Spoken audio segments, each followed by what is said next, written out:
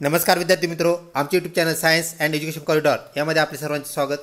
B Ed admission 2024 म्हणजेच आगामी आपले 2024-25चे जे ॲडमिशन्स आहेत त्या संदर्भातील हा व्हिडिओ दिनांक 4, 5 व 6 मार्च 2024 या 3 तारखांना विद्यार्थी मित्रों आपण सकाळ, दुपार व सायंकाळ सत्रामध्ये बी.एड CETचे पेपर दिले आहेत। विद्यार्थी मित्रों, ज्यांनी बी.एड CETचे पेपर दिले आहेत त्यांच्यासाठी हा व्हिडिओ बी.एड ॲडमिशन 2024 आपला जो कॅप राऊंड आहे त्या अनुषंगाने असणारी जी आपली पुढील प्रक्रिया आहे, तर यासाठी लागणारे आपले डॉक्युमेंट्स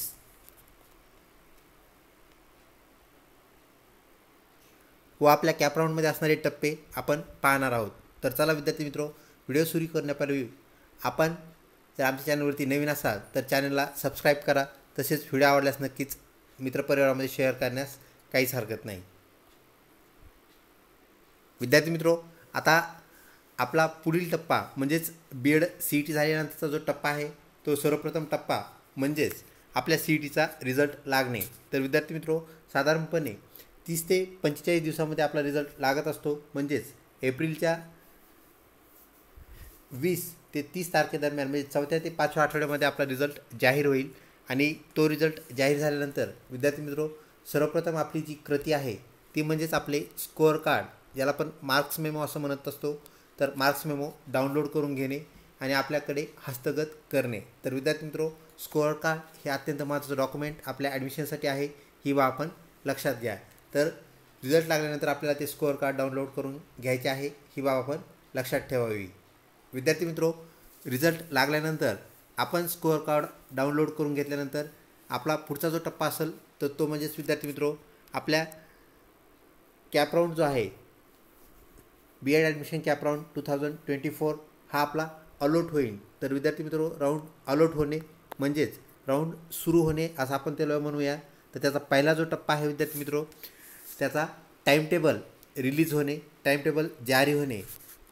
तर ह्या टप्प्यामध्ये आपल्याला पूर्ण जो आपला बी.एड कॅप राऊंड आहे तर कॅप राऊंडमध्ये जे स्टेप्स आहेत, प्रक्रिया आहेत, त्या प्रक्रिया कोणत्या तारखेला कोणती प्रक्रिया करायची हे त्या टेबलमध्ये दिलेलं असतं, शेड्यूलमध्ये दिलेलं असतं, ज्याला आपण कॅप शेड्यूल असं म्हणतो। त्यानंतर विद्यार्थी मित्रों, कॅप शेड्यूलमधला पहिला जो आपला घटक असतो तो म्हणजेच रजिस्ट्रेशन।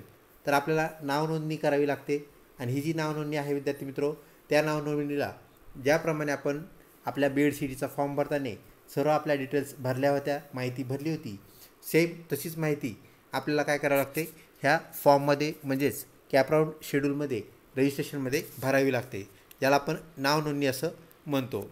विद्यार्थी मित्रों, ही नावनोंदणी करण्याची जी दिनांक असते भरपूर कालावधी आपल्याला दिलेला असतो, परंतु त्या कालावधीतूनही एखाद्याचा नजर चुकीने किंवा कुठल्याही कारणास्तव त्याचं जर नावनोंदणी करायची राहून गेली, रजिस्ट्रेशन जर करायचं राहून गेलं तर विद्यार्थी मित्रों, तो विद्यार्थी ह्या प्रक्रियेतून बाद झालेला आपल्याला पाहायला मिळतो।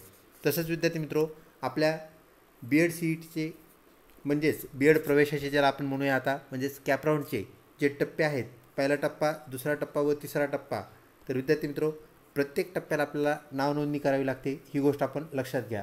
ज्या टप्प्याला आपण नावनोंदणी करणार नाही त्या टप्प्यातून आपण आपोआप त्या प्रक्रियेच्या त्या भागासाठी बाद होत असतो, ही गोष्ट आपण लक्षात ठेवा। त्यानंतर आपल्याला नावनोंदणीसाठी सर्व कागदपत्रे काय करावं लागतात विद्यार्थी मित्रों, आपल्याला अपलोड करावे लागतात। काही विद्यार्थ्यांची विचारणा होती की सर डॉक्युमेंट्स कसे अपलोड करायचे। तर विद्यार्थी मित्रों, आपली बी.एड CET पासून ते बी.एड प्रवेश या सर्व घटकापर्यंत जी प्रक्रिया होणार आहे तर ती ऑनलाईन पद्धतीने होणार आहे, ही आपण गोष्ट आपण लक्षात ठेवा। तर आपल्याला हे डॉक्युमेंट्स जे अपलोड करायचे आहेत ते सुद्धा ऑनलाईनच करायचे आहेत। तर विद्यार्थी मित्रों, हे डॉक्युमेंट्स आपण अपलोड करताना आपल्याला विशेष काळजी घ्यायची आहे।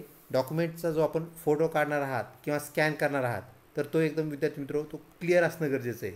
फोटो जो आपण काढलेला आहे किंवा स्कॅनरने स्कॅन केलेला आहे तो चांगल्या प्रकारे क्लीन असणं गरजेचं आहे, क्लिअर असणं गरजेचं आहे। म्हणजे त्यामध्ये आपला फोटो असेल, फोटो संदर्भात डॉक्युमेंट असेल तर फोटो क्लिअर दिसणं गरजेचं आहे। तसंच विद्यार्थी मित्रों, त्या डॉक्युमेंट्समध्ये असणाऱ्या ज्या बाबी आहेत, घटक आहेत, त्या रीडेबल असाव्यात, म्हणजेच पाहता क्षणी त्या वाचता याव्यात, अशाच प्रकारचं स्कॅन आपलं असलं पाहिजे किंवा तशाच प्रकारचा आपण फोटो अपलोड केला पाहिजे। विद्यार्थी मित्रों, हे जे स्कॅनिंग आहे ते आपल्याला स्कॅनर मशीन वापरून करता येतं, तसेच मोबाईलमध्ये फोटो घेऊनसुद्धा आपल्याला तो काय करता येतो, अपलोड करता येतो, ही बाब आपण लक्षात ठेवावी. विद्यार्थी मित्रो, आता आपल्याला प्रवेशासाठी म्हणजेच आपला कॅपराऊंड सुरू झाल्यानंतर B.Ed प्रवेशासाठी कुठले डॉक्युमेंट्स अपलोड करायचे ते आपण पाहूया. तत्पूर्वी आपण जर चॅनल अजूनही सबस्क्राईब केलं नसेल तर कृपया सबस्क्राईब करा. तसेच व्हिडिओ आवडल्यास नक्कीच आपल्या B.Ed करणाऱ्या बंधू भगिनीमध्ये शेअर करा, जेणेकरून विद्यार्थी मित्रो त्यांनाही ही माहिती मिळेल आणि वेळेत त्यांना मार्गक्रमण करता येईल. तर आपल्याला आवश्यक असलेले जे डॉक्युमेंट्स आहेत विद्यार्थी मित्रो, त्यामध्ये सर्व वर्षांचे मार्क मेमो म्हणजेच आपले जे ॲकॅडमिक इयर्स आहेत त्या सर्व ॲकॅडमिक इयरचे मार्क मेमो आपल्याला लागतात. त्यानंतर विद्यार्थी मित्रो आपल्याला लागतो एक TC. तर TC कोणता असावा तेही आपण पाहूया.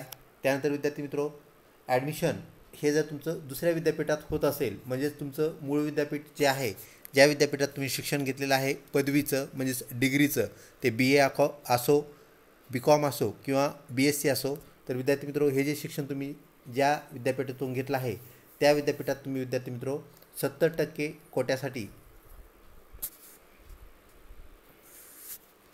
पात्र असता. परंतु विद्यार्थी मित्रो तुम्ही जर ॲडमिशन तुमचं दुसऱ्या विद्यापीठात होत असेल, म्हणजे तुमचं मूळ विद्यापीठ सोडून, तर विद्यार्थी मित्रो तुम्ही त्या विद्यापीठासाठी मायग्रेशन सर्टिफिकेट आपल्याला द्यावं लागतं. म्हणजेच आपण एक विद्यापीठ सोडून दुसऱ्या विद्यापीठाला जात असताना, म्हणजे प्रवेश आपल्या विद्यापीठाच्या जर बाहेर आपल्याला घ्यायचं ठरलं, तर विद्यार्थी मित्रो आपल्याला मायग्रेशन प्रमाणपत्र म्हणजेच ज्याला आपण मायग्रेशन सर्टिफिकेट म्हणतो त्याची आपल्याला गरज पडते आणि त्याप्रमाणे आपल्याला ते काय करावं लागते, वापरावे लागते. विद्यार्थी मित्रो त्यानंतर आवश्यक कागदपत्रामध्ये आपल्याला आपल्या कॅटेगरीने आहे कास्ट सर्टिफिकेट, म्हणजेच कॅटेगरीमध्ये जे बंधू भगिनी असतील त्यांना कास्ट सर्टिफिकेट लागेल. त्यानंतर विद्यार्थी मित्रो ज्या कास्टसाठी व्हॅलिडिटीची गरज आहे कास्ट व्हॅलिडिटी सर्टिफिकेट हेही आपल्याला जोडावं लागेल. त्यानंतर ज्या कॅटेगरीसाठी नॉन क्रिमिलियर या सर्टिफिकेटची या प्रमाणपत्राची अट असते तर तेही प्रमाणपत्र आपल्याला जोडावं लागेल. त्यानंतर विद्यार्थी मित्रो आपलं जे CET आहे, ज्याला आपण B.Ed CET ॲडमिट कार्ड म्हणतो किंवा आपण B.Ed CET हॉल तिकीट म्हणतो, तर हॉल तिकीटचं सुद्धा आपल्याला एक प्रिंट अपलोड करावं लागतं. त्यानंतर विद्यार्थी मित्रो आपल्या CETचा म्हणजेच B.Ed CETचं जे स्कोअर कार्ड आहे त्याला आपण मार्क मेमो असं म्हणतो, जो की अद्याप आलेला नाही. जेव्हा आपला रिझल्ट लागेल त्याच वेळेस आपल्याला तो अवगत होईल, तो आपल्याला मिळेल. विद्यार्थी मित्रो तो मार्क मेमोसुद्धा आपल्याला काय करायचा आहे, अपलोड करायचा आहे, त्याचा फोटो स्कॅन करून अपलोड करायचा आहे. त्यानंतर CETचे जे आवेदनपत्र आहे विद्यार्थी मित्रो, म्हणजे ज्याला आपण प्रिंट म्हणत असतो, ज्यावेळेस आपण CETचा फॉर्म भरला होता B.Ed CETचा त्यावेळेस त्याची जी अंतिम प्रिंट निघत असते विद्यार्थी मित्रो, ती प्रिंटसुद्धा आपल्याला स्कॅन करून किंवा फोटो काढून आपल्याला अपलोड करायची आहे. तर अशा प्रकारे विद्यार्थी मित्रो आपल्याला हे डॉक्युमेंट्स अवेलेबल करावे लागतील आणि अपलोड करावे लागतील. आता महत्त्वाची बाब आपल्या TC संदर्भात, तर आपल्या B.Edसाठी कोणता TC चालतो असा एक आपला सहज प्रश्न आपल्या लक्षात आला असेल, पडला असेल. तर विद्यार्थी मित्रो आपलं BA BCom BSc जे काही असेल तर त्या वर्षाचा TY पास म्हणजे थर्ड इयर पासचा TC आपल्याला लागतो. तर आता TY पासचा आपल्याकडे TC असेल नसेल, ज्या विद्यार्थ्यांनी विद्यार्थी मित्रो ॲडमिशन घेतलेलं आहे MAसाठी MComसाठी किंवा MScसाठी किंवा इतर कुठल्याही कोर्ससाठी, ज्याचं BSc झालं त्यांनी BComसाठी ॲडमिशन घेतलं असेल किंवा कुठल्याही कोर्ससाठी ॲडमिशन घेतलं असेल, तर विद्यार्थी मित्रो त्या महाविद्यालयाचा आपल्याला सर्वप्रथम काय लागेल, TC लागेल. तर तुमचं तिथलं MA MCom MSc किंवा काय जे आपण कोर्स करत असाल तो जर पूर्ण झालेला नसेल तर विद्यार्थी मित्रो तिथल्या प्रथम वर्षाचं म्हणजेच फर्स्ट इयरचं आपण म्हणूया, MSc first year, MCom first year किंवा कुठलं तरी फर्स्ट इयर, तर त्या फर्स्ट इयर पाससाठी सुद्धा आपल्याला चालतो. विद्यार्थी मित्रो त्यामध्ये फर्स्ट इयरचा पासचा आपल्याला जसा TC चालतो विद्यार्थी मित्रो, तुम्ही फर्स्ट इयर फेल जरी असेल तिकडचं फर्स्ट इयर म्हणजे तुमचं डिग्री झाल्यानंतर तुम्ही जे दुसरं कुठलाही कोर्स करता तिथलं जरी फर्स्ट इयर तुम्ही नापास असाल, फेल असाल, तरी ती TC आपल्याला ॲडमिशनसाठी चालते. तसेच विद्यार्थी मित्रो आपलं PG जर कंप्लीट झालेलं असेल, म्हणजे तुम्ही PG केलेलं आहे पूर्ण, तर विद्यार्थी मित्रो PG पासचा TCसुद्धा आपल्याला चालतो. म्हणजे कुठल्याही TCला आपल्याला मनाई नाही, फक्त TC हा आपल्या डिग्रीचा पुढचा म्हणजेच आपल्या ग्रॅज्युएशन लेवलचा पुढचा असणं गरजेचं आहे. ग्रॅज्युएशनचा सुद्धा TC TY पासचा आपल्याला चालतो, ही गोष्ट आपण लक्षात घ्या. म्हणजेच विद्यार्थी मित्र आपल्याला लागणारा जो TC आहे त्याप्रमाणे आपण उपलब्ध करून घ्यायचा आहे. TC आपल्याला ओरिजिनल फॉर्ममध्ये लागेल, ही गोष्ट लक्षात ठेवा. ओरिजिनल TCची गरज आहे आपल्याला. आज जरी तुमच्याकडे तो नसेल तर ॲडमिशनपूर्वी आपला कॅप राऊंड सुरू होण्याच्या अगोदर तो आपण घेऊन टाकावा. काही विद्यार्थ्यांचे डॉक्युमेंट्स हरवलेले असतात, विद्यार्थी मित्रो, कुठलंही डॉक्युमेंट जर आपला हरवलेला असेल, कुठला एखादा मार्क मेमो हरवलेला आहे, कुठलं स्कोअर कार्ड तुमच्याकडे नाही आहे, काही विद्यार्थी विचारतात की 12वीचं स्कोअर कार्ड म्हणजे HSC ते जर आपल्याकडे नसेल तर चालेल का, SSCचं नसेल तर चालेल का, हे नसेल तर चालेल का, ते नसेल तर चालेल का. तर लक्षात ठेवा, काहीच एखादं कुठलंही स्कोअर कार्ड नसेल तर तुमचं 100% ॲडमिशन विद्यार्थी मित्रो कॅन्सल होतं. कारण डॉक्युमेंट व्हेरिफिकेशनच्या वेळेस तुमचं कास्ट सर्टिफिकेट असेल, व्हॅलिडिटी सर्टिफिकेट असेल, तसेच कुठलंही सर्टिफिकेट असेल त्याला मुदत दिली जाते. परंतु सांगितलेल्या तुम्ही मुदतीमध्ये ते जर तुम्हाला अवेलेबल झालं नाही सर्टिफिकेट, तर आपला प्रवेश रद्द होतो. ही गोष्ट आपण लक्षात ठेवा. म्हणजेच आपल्याला ॲडमिशनच्या वेळेस सर्व डॉक्युमेंट्स क्लिअर लागतील. जे डॉक्युमेंट्स तुम्ही ऑलरेडी CET सेलला सांगून ठेवलेलं आहे फॉर्म भरताना की माझ्याकडे TYचं TC आहे, हे आहे, ते आहे, तर सर्व विद्यार्थी मित्र डॉक्युमेंट्स आपल्याला अवेलेबल करून घेणं आहे. कुठला एखादा मार्क मेमो तुमचा हरवला असल्यास मग तो विद्यापीठाचा असो किंवा 12वीचा असो किंवा 10वीचा, त्याची तुम्ही द्वितीय प्रत नक्कीच अवेलेबल करू शकता. विद्यार्थी मित्रो, अजून बराच वेळ आपल्या निकालालाच आहे.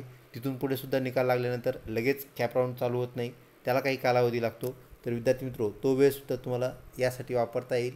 किंवा ह्या दरम्यान आपण काय करायचं आहे, सर्व आपले ओरिजिनल डॉक्युमेंट्स हस्तगत करून ठेवायचे आहेत, आपल्याजवळ ठेवायचे आहेत. तर डॉक्युमेंट्सची जी लिस्ट आहे विद्यार्थी मित्रो आपण सांगितलेली, म्हणजेच सर्व वर्षाचे मार्क मेमो. सर्व वर्ष म्हणजे कुठले, तर विद्यार्थी मित्रो SSC ज्याला आपण 10वी म्हणतो, त्यानंतर HSC ज्याला आपण 12वी म्हणतो, त्यानंतर विद्यार्थी मित्रो आपलं डिग्री जे आहे फर्स्ट इयर, त्यानंतर सेकंड इयर व थर्ड इयर, तिन्ही वर्षाचे मार्क्स मेमो ओरिजिनल फॉर्ममध्ये, तसेच त्याच्यात 2-2 झेरॉक्स प्रती आपल्याजवळ असाव्यात. एकच आपल्याला द्यावी लागते महाविद्यालयाला, म्हणजेच ओरिजिनलचा एक सेट व झेरॉक्सचा एक सेट, अशा 2 सेट आपल्याला द्याव्या लागतात. परंतु आपल्याकडेही नंतर सेट उरावा ही गोष्ट आपण लक्षात घ्या. त्याप्रमाणे आपण झेरॉक्स संग्रहित करून ठेवायचे आहेत, साठवून ठेवायचे आहेत. तर विद्यार्थी मित्रो, हे जे सर्व मार्क्स मेमो आहेत, म्हणजेच 10वीचा मार्क मेमो, 12वीचा मार्क मेमो आणि 3 वर्षाचे मार्क मेमो. तसेच विद्यार्थी मित्रो, आपलं जर PG झालं असेल, पोस्ट ग्रॅज्युएशन कंप्लीट झालं असेल, तर त्याचाही आपल्याला मार्क मेमो लागेल. पोस्ट ग्रॅज्युएशन आपल्याला माहीत आहे 2 वर्षांचे असते, फर्स्ट इयर, सेकंड इयर. तर विद्यार्थी मित्रो, आपणास माहीत आहे आता सेमिस्टर मेथड आहे. तर सेमिस्टर मेथडमध्ये दर 6 महिन्यांना परीक्षा होतात, ज्यांना आपण सेमिस्टर म्हणतो. विद्यार्थी मित्रो, सेमिस्टर फर्स्ट इयरचे असतं, फर्स्ट इयरला 2 सेमिस्टर असतात, सेमिस्टर फर्स्ट, सेमिस्टर सेकंड. तर यापैकी आपल्याला फक्त सेकंड सेमिस्टरचाच मार्क मेमो लागतो, हे लक्षात घ्या. तो एक मार्क मेमो. आणि विद्यार्थी मित्रो, सेकंड इयर जे आहे त्यामध्ये पण आपल्याला माहीत आहे सेमिस्टर थर्ड आणि सेमिस्टर फोर्थ हे असतं. तर विद्यार्थी मित्रो, सेमिस्टर सेकंड म्हणजे फर्स्ट इयरचं सेकंड सेमिस्टर आणि सेमिस्टर फोर्थ म्हणजे सेकंड इयरचं सेकंड सेमिस्टर किंवा फोर्थ सेमिस्टर, हे 2च मार्क मेमो आपल्याला लागणार आहेत. तर त्याप्रमाणे आपण मार्क मेमो काय करायचे आहेत, ते संग्रहित करायचे आहेत, जोडायचे आहेत. त्यानंतर विद्यार्थी मित्रो, PGचा आपल्याला फर्स्ट इयरचा, तुमचं फर्स्ट इयर फेल जर असेल तर फर्स्ट इयर फेलचा सुद्धा आपल्याला मार्क मेमो सोबत लागतो. ही गोष्ट लक्षात ठेवा. म्हणजे आपण पास असो किंवा फेल असो PG, तर त्याप्रमाणे आपल्याला मार्क मेमो व TC काय करायचं आहे, हस्तगत करून ठेवायचा आहे, आपल्याकडे जपून ठेवायचा आहे, संग्रहित करून ठेवायचा आहे. तसेच त्याचे झेरॉक्स आपल्याला काढून आपल्याकडे ठेवायचे आहेत, जेणेकरून आपल्याला नंतर मार्क्स मेमोची किंवा कुठल्याही कागदपत्राची गरज पडल्यास कॉलेजकडे मागण्याची वेळ येऊ नये. तर विद्यार्थी मित्र, त्याप्रमाणे आपण त्याला काय करायचं आहे, ह्या बाबी करायच्या आहेत, चालवायच्या आहेत. विद्यार्थी मित्रो, आपण सर्व डॉक्युमेंट्स अपलोड केल्यानंतर आपल्याला पाहायला मिळते ती आपली प्रोव्हिजनल मेरिट लिस्ट, ज्याला आपण प्रोव्हिजनल यादी असं म्हणत असतो, ती जाहीर होते. आणि ती जाहीर झाल्यानंतर विद्यार्थी मित्रो, तरी जर आपल्याकडे काही त्रुटी असेल ती राहू नये. आपण व्यवस्थितपणे आपले डॉक्युमेंट्स काय करायचे आहेत, स्कॅन करायचे आहेत. आणि स्कॅन केल्यानंतर विद्यार्थी मित्रो, त्याला काय करायचं आहे, अपलोड करायचं आहे. स्कॅन केल्यानंतर आपण एकदा चेक करून घ्यायचं आहे डॉक्युमेंट आपल्यालाच वाचता येतं का नाही. कारण विद्यार्थी मित्रो, हे डॉक्युमेंट्स जे आहे कुठली व्यक्ती त्याला चेक करणार नाही, त्याला कॉम्प्युटर चेक करणार आहे, हे लक्षात ठेवा. तर CET सेलमध्ये जितके आपले विद्यार्थी इनरोल असतात, यावर्षी जितके विद्यार्थी संख्या असेल, तर विद्यार्थी मित्रो, त्या सर्वांचे डॉक्युमेंट्स चेक करणं हे कुठल्या व्यक्तीला शक्य नाही. तर ते कॉम्प्युटर चेक करतं. त्यामुळे क्लिअरिटीला आपण फर्स्ट प्रायोरिटी द्यायची आहे. एकदम क्लिअर डॉक्युमेंट्स काय करायचे आहेत, अपलोड करायचे आहेत. डॉक्युमेंट जर विद्यार्थी मित्रो व्यवस्थित क्लिअर झाले नाही तर ते काय होते, त्या संदर्भात आपण जाणून घेऊया. त्यासाठी आपल्याला विद्यार्थी मित्रो पाहावे लागेल मागील वर्षीची यादी. तर पाहूया यादी. विद्यार्थी मित्रो, BEd CETमध्ये सुद्धा आपल्याकडून लहान सहान चुका होऊ नयेत याची आपण दक्षता घेतलेली आहे. सर्व माहिती तुम्हाला वेळोवेळी दिली आहे.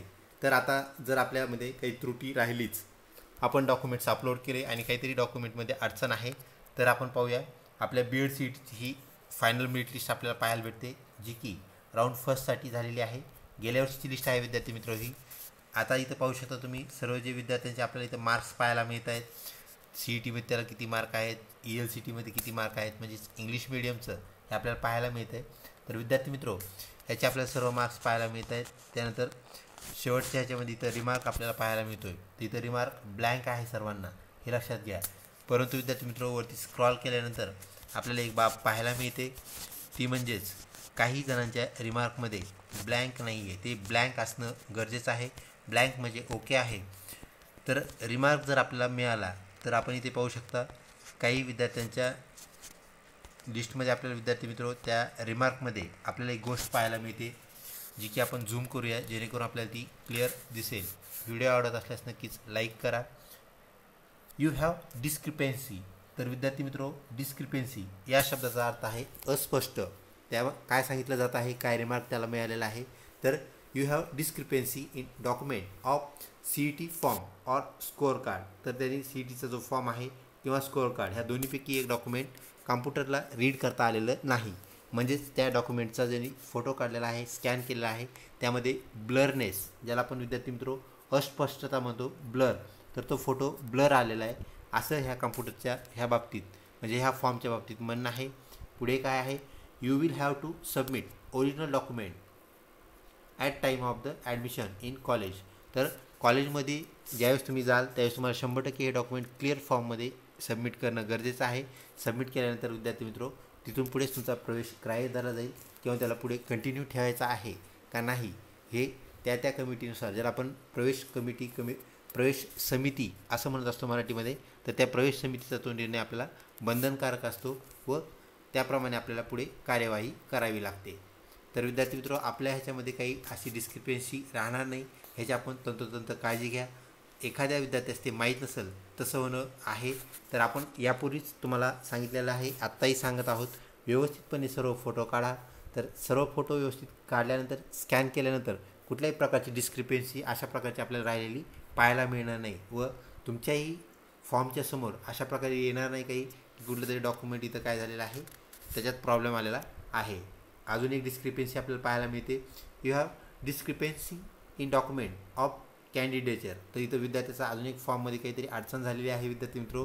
You will have to submit original document at the time of admission in college अशी सूचना इथं ह्याला पण दिलेली आहे. आणि एक लक्षात ठेवा, कुठलं तरी तुमच्याकडे डॉक्युमेंट नाही म्हणून तुम्ही ब्लर डॉक्युमेंट जर अपलोड केला असेल तर नक्कीच आपला प्रवेश काय होतो विद्यार्थी मित्र, कॅन्सल होतो. ते डॉक्युमेंट आपल्याला ओरिजिनल फॉर्ममध्ये तिथं सबमिट करावंच लागतं, दाखवावं लागतं. आणि त्या कमिटीसमोर जर आपण म्हटलं की ते डॉक्युमेंटच माझ्याकडे नाही आहे तर आपलं ॲडमिशन तर कॅन्सल होऊच शकतं, शिवाय आपल्यावर दंडात्मक कार्यवाहीसुद्धा होऊ शकते. त्याप्रमाणे आपण कार्यवाही करायची आहे, काम करायचं आहे. जे डॉक्युमेंट्स आपण बी एड सी ई टीच्या फॉर्म भरताना म्हणजेच बी एड सी ई टीचा परीक्षा द्यायच्या अगोदर जो आपण फॉर्म भरलेला आहे त्या फॉर्मप्रमाणे आपण डॉक्युमेंट्स लावून ठेवणं गरजेचं आहे. सर्व डॉक्युमेंट आपल्याला ओरिजिनल फॉर्ममध्ये लागतील. सर्व डॉक्युमेंटची एक झेरॉक्स कॉपी आपल्याला सोबत लागेल. आणि त्यानंतर विद्यार्थी मित्र आपल्या संग्रहातसुद्धा एक कॉपी आपल्या घरीसुद्धा लागेल, हेही आपण बिलकुल विसरू नये. मल्टिपल कॉप्या ठेवल्या तर चांगलंच आहे, परंतु किमान एक ठेवणं आपलं काम आहे. मग ज्यावेळेस आपल्याला परत शिष्यवृत्तीचे काही विद्यार्थी असतात त्यांना परत मार्क्स मेमो सादर करायचे असतात, द्यायचे असतात. कॉलेजने मार्क्स मेमो मागितल्यानंतर म्हणजेच मार्क्स मेमोच्या झेरॉक्स डॉक्युमेंटसोबत जोडण्यासाठी नंतरही त्यांना शिष्यवृत्तीसाठी झेरॉक्स लागतात. त्यावेळेस त्या झेरॉक्स त्यांच्याकडे नसतील तर परत अडचण येते आणि ती अडचण येऊ नये, भविष्यातली अडचण टाळण्याचं आपण तुम्हाला आत्ताच त्या संदर्भात सूचना देत आहोत, तुम्हाला सजग करत आहोत. याप्रमाणे आपण कार्यवाही करायची आहे. व्हिडिओ आवडल्यास नक्कीच लाईक करा. तसेच विद्यार्थी मित्रो आपल्या ज्या बी एड सी ई टीच्या म्हणजेच आता बी एड कॅप राऊंडच्या म्हणूया आपण, तर बी एड कॅप राऊंडच्या सर्व ज्या अपडेट्स आहेत वेळेत आपल्याला मिळत राहतील यासाठी चॅनलला लिंक राहा. तसेच विद्यार्थी मित्रो या व्हिडिओची लिंक आपल्या मित्रपरिवारामध्ये शेअर करण्यास विसरू नका. तसेच कुठल्याही प्रकारची अडचण आपल्याला असेल, काही शंका असतील, कुशंका असतील, आपला रिझल्ट लागणारच आहे विद्यार्थी मित्रो, रिझल्ट कधी लागणार आहे ही शंका सोडून इतर कुठल्याही शंका नक्कीच आपण विचारा. तर आपण नियमित व्हिडिओ पाहत असल्यास विद्यार्थी मित्र आपल्याला माहितीच असेल रिझल्टला अजून वेळ आहे. तर चला भेटूया पुढच्या व्हिडिओमध्ये. तोपर्यंत धन्यवाद.